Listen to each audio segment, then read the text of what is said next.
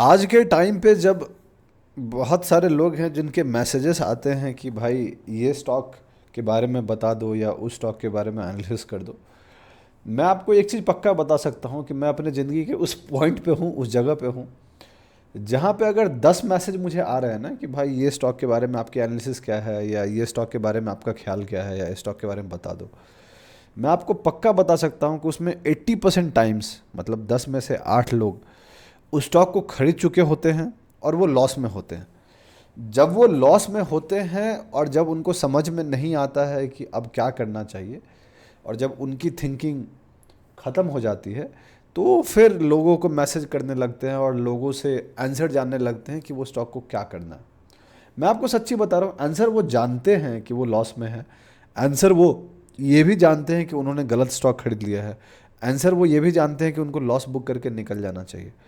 लेकिन वो क्या करते हैं कि वो बाकी रैंडम लोगों से बस इसलिए पूछते हैं ताकि उनको एक दिलासा मिल जाए और कोई एक बंदा कुछ और बोल दे कि ये स्टॉक के फंडामेंटल अच्छे हैं या स्टॉक अच्छा है या ईटीसी ईटीसी, ताकि उनके पास होल्ड करने का एक रीज़न हो जाए। Same goes for life. ज़िंदगी में भी ऐसे बहुत सारे डिसीजन हैं जो आप जानते हैं कि गलत है, लेकिन उसको आप जस्टिफाई करने के लिए बाकी लोगों का ओपिनियन लेते हैं और ओपिनियन आप उसी का मानते हैं जो आपके हिसाब से चलता है। आप उसका ओपिनियन बिल्कुल भी जल्दी नहीं मानते जो आपके अपोजिट बोला है। तो इस वीडियो में हम बात करेंगे कि ऐसे कौन से पॉइंट्स हैं या ऐसे कौन से क्राइटेरियाज हैं जो आपको समझ में आ जाना चाहिए कि आपने गलत स्टॉक होल्ड किया है। तो हम 3-4 पॉइंट के बारे में बात करेंगे, अलग अलग पॉइंट का अपना इंपॉर्टेंस है। बट अगर वो 4 पॉइंट आपके साथ लग रहा है या 4 में से कोई भी एक पॉइंट आपके साथ लग रहा है, इसका मतलब बहुत क्लियर है कि आप गलत स्टॉक को होल्ड करके बैठे हैं। सो अगर आप जानना चाहते हैं कि वो 4 पॉइंट कौन से हैं तो ये वीडियो आपको देखना चाहिए। चलिए वीडियो स्टार्ट करते हैं।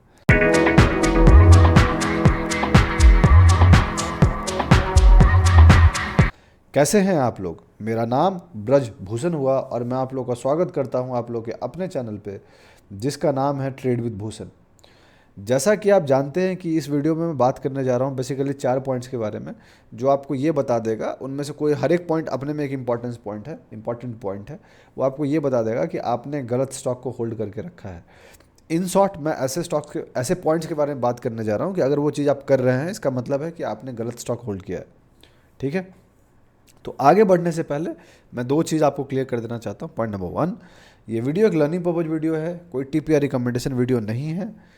जो भी मैं बात कर रहा हूँ वो एजुकेशनल पर्पज वीडियो है, मेरी खुद की ओपिनियन है, मेरी खुद की एनालिसिस है। सो अगर मैं गलती से कोई स्टॉक का एग्जांपल भी बात करता हूँ तो वो एक एजुकेशनल पर्पज़ के लिए होगा, उसको आप ब्लाइंडली कुछ भी मत मान लीजिएगा। ठीक है, मैं जो भी कह रहा हूँ मेरा खुद का है, मैंने अपने पढ़ाऊँ समझाऊँ सिखाऊँ उसको लेके बता रहा हूँ। मैं सेबी रजिस्टर्ड नहीं हूँ, आप जानते होंगे। इनफ वीडियो जो मैं बोल चुका हूँ अब जानते होंगे आप। सो मैं गलत हो सकता हूँ and I can be wrong and I have the right to be wrong. Point number 2, आप कोई भी फाइनेंशियल डिसीजन लेना चाहते हैं उसके लिए आप अपने फाइनेंशियल एडवाइजर को जरूर डिस्कस करें, बिकॉज वो सही लोग होंगे आपको एडवाइस करने वाले। हम जैसा इंसान सही लोग नहीं होगा आपको एडवाइस करने वाला, बिकॉज हमें नहीं पता कि आपकी माइंडसेट क्या है, आपको नहीं पता कि मेरी माइंडसेट क्या है। तो ये चीज़ है, तो आपको आपके फाइनेंशियल एडवाइजर वो इंसान होने चाहिए जो ये सब कुछ आपका जानते होंगे। सो चलते हैं और बात करते हैं कि कौन से ऐसे चीज़ें हैं जो आपको ये इंडिकेट करता है कि आपने गलत स्टॉक होल्ड किया है या आप गलती कर रहे हैं। सो सबसे पहला जो पॉइंट है, सबसे पहला और ये सबसे इंपॉर्टेंट पॉइंट है कि आपको ये पता होना चाहिए कि आप कौन से टाइम फ्रेम के लिए स्टॉक खरीद रहे हैं। आप शॉर्ट टर्म के लिए स्टॉक खरीद रहे हैं या मिड टर्म के लिए स्टॉक खरीद रहे हैं या लॉन्ग टर्म के लिए स्टॉक खरीद रहे हैं। अगर आपको स्टॉक खरीदने से पहले ये पता नहीं है कि आप किस टाइम फ्रेम के लिए स्टॉक खरीद रहे हैं तो दोस्त, आप एक तो सबसे बड़ी गलती वहीं पे कर रहे हो।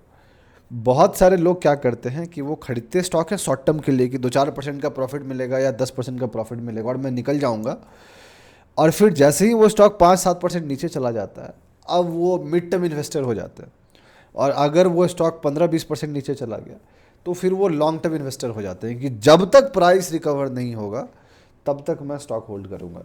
आप सोच रहे होंगे कि मैं आपके बारे में कैसे जानता हूँ। दोस्त, मोस्ट ऑफ द लोग ये गलती करते हैं। जो सबसे पहली गलती है वो यही है कि not knowing what exactly to do with your stock out there.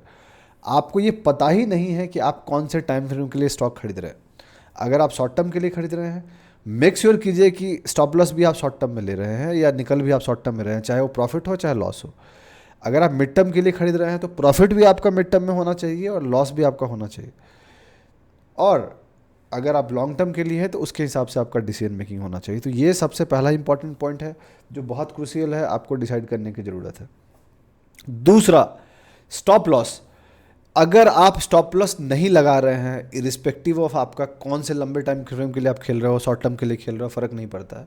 अगर आप शॉर्ट टर्म के लिए खेल रहे हैं, स्टॉप लॉस नहीं लगा रहे हैं, आप गलती कर रहे हैं और आप अपने स्टॉक जो आप खरीदे थे उसको आप गलत होल्ड कर रहे हैं। फिर same goes for mid term stop loss, same goes for long term stop loss.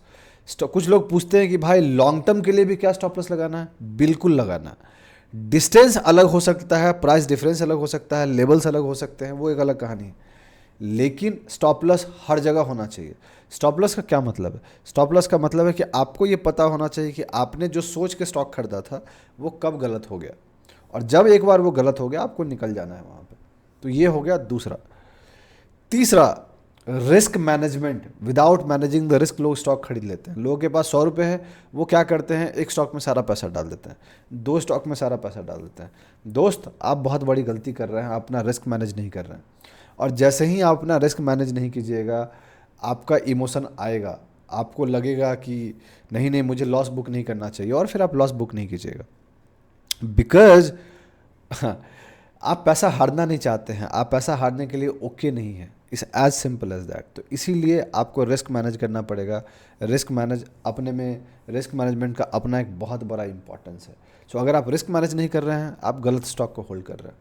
Point number 4, अगर स्टॉक आपका डाउन ट्रेंड में है और तब भी आप होल्ड कर रहे हैं। स्टॉक डाउन ट्रेंड में है, इसका बहुत क्लियर मतलब है कि स्टॉक नीचे जाना चाहता है और कोई है जो उसको बेच रहा है। कोई जो बड़ा पैसा वाला लोग हैं वो उसको पसंद नहीं कर रहे हैं, इसीलिए वो स्टॉक नीचे है।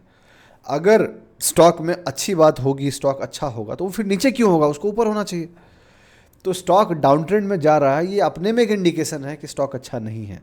सो डाउन ट्रेंड में फॉलिंग नाइफ खरीदने का कोई मतलब नहीं कि स्टॉक गिर रहा है और खरीद रहे हैं, अनलेस अनटिल वो आपकी स्ट्रैटेजी है। ऐसे भी लोग हैं जो फॉलिंग नाइफ खरीदते हैं, they are making money because उन्होंने इनफ प्रैक्टिस किया है, वो जानते हैं, उनकी वो स्ट्रैटेजी है। तो अगर आपका स्ट्रैटेजी का पार्ट डाउन ट्रेंड में खरीदना नहीं है तो फिर आप गलती कर रहे हैं अगर आप डाउन ट्रेंड वाले स्टॉक को होल्ड करके बैठे हैं। अब यहाँ पे कुछ लोग आ जाएंगे जो कहेंगे कि नहीं नहीं मेरी स्ट्रैटेजी तो नहीं। दोस्त, आपकी स्ट्रैटेजी नहीं थी, आपकी स्ट्रैटेजी थी ऊपर खरीदने की, आपने ऊपर खरीदा। अब आप नीचे एवरेज कर रहे हो बिकॉज आप एक होप में हो कि कभी ना कभी तो ऊपर आएगा, एवरेज कर लेता हूँ तो जल्दी मेरे को रिकवर हो जाएगा। तो आप वो गलती कर रहे हैं। खुद से झूठ मत बोलिए दोस्त, खुद से झूठ बोल के कहाँ जाइएगा। मार्केट में खुद से सच्चे रहिए, वो बहुत ज़रूरी है। Last but not the list, ये एक बोनस पॉइंट है। बेसिकली मैंने आपको बोला था 4 पॉइंट के बारे में, ये एक बोनस है। अगर आप पेनी स्टॉक्स में पैसा डाल रहे हैं या क्राउडेड स्टॉक्स में पैसा डाल रहे हैं तो चांसेस है वेरी हाई कि आप ये गलती कर रहे हैं। पेनी स्टॉक में बहुत रेयर लोग हैं जो पैसा बनाते हैं, मोस्ट ऑफ द लोग गलती करते हैं। गलती क्यों करते हैं? लोगों को लगता है कि सस्ते स्टॉक में पैसा डालने से उनका पैसा बन जाता है। दोस्त, मैं ऐसे बहुत रेयर लोगों को जानता हूं जिनने पैसा बनाया है, लेकिन मैं ऐसे बहुत लोगों को जानता हूं जिनने पैसा हारा है। सो पैसा बनाने वाले लोग इतने हैं, पैसा हारने वाले लोग इतने हैं। मर्जी आपकी है आपको किस लिस्ट में रहना है, राइट। और अगर आपको लगता है कि आप रहना चाहते हैं तो आप रह सकते हैं दोस्त, देश आज़ाद है, आप भी आज़ाद है, मर्जी आपकी है, उसमें कोई दिक्कत नहीं है। सो क्राउडेड स्टॉक वैसा स्टॉक जिसमें बहुत पूरे भीड़ ही हर कोई बात कर रहा है। आपका जो सिक्योरिटी गार्ड है वो भी ये बोल रहा है कि ये स्टॉक अच्छा है, और आपके ऑफिस का जो गार्ड है वो भी यही बोल रहा है, आपके ऑफिस का मैनेजर भी वही बोल रहा है, आपकी जो गर्लफ्रेंड थी उसकी जो दोस्त है उसने भी वही स्टॉक खरीदा है। तो वैसे स्टॉक से भी दूर ही रहना चाहिए दोस्त, बिकॉज मतलब नहीं है फिर वैसे स्टॉक को खरीद के, बिकॉज जिसमें क्राउड बहुत रेयर टाइम सही होता है, most of the time crowd गलत होता है। तो ये रहे टॉप 5 पॉइंट्स। अगर इनमें से कुछ भी आप कर रहे हैं दोस्त, आप गलती कर रहे हैं, अपनी इस गलती को ठीक कीजिए, इन गलतियों पे काम कीजिए। अगर आप इन गलतियों पे काम कीजिएगा आपकी ट्रेडिंग बेहतर होगी, आपकी ट्रेडिंग इंप्रूव होगी। इन गलतियों पे काम नहीं कीजिएगा दोस्त, मैं कुछ नहीं कह सकता, फिर आपको मर्जी आपकी है। अगर आपको वीडियो अच्छा लगा है तो आप लाइक कीजिए, सब्सक्राइब कीजिए हमारे चैनल को, सपोर्ट कीजिए हमें, अपने दोस्तों के साथ शेयर कीजिए, उनको बोलिए चैनल सब्सक्राइब करने के लिए। सपोर्ट बनाते रहिए। आप शेयर नहीं कीजिएगा तो हम आगे नहीं बढ़ेंगे, और आगे हम नहीं बढ़ेंगे तो हमारे पास कोई ऑप्शन बचेगा नहीं इतना मेहनत करने के अलावा। सो बहुत जल्दी मैं आपसे अगले वीडियो में मुलाकात करूंगा। तब तक के लिए अपना ध्यान रखें, अपने घर वालों का ध्यान रखें। शुभ रात्रि। चीयर्स।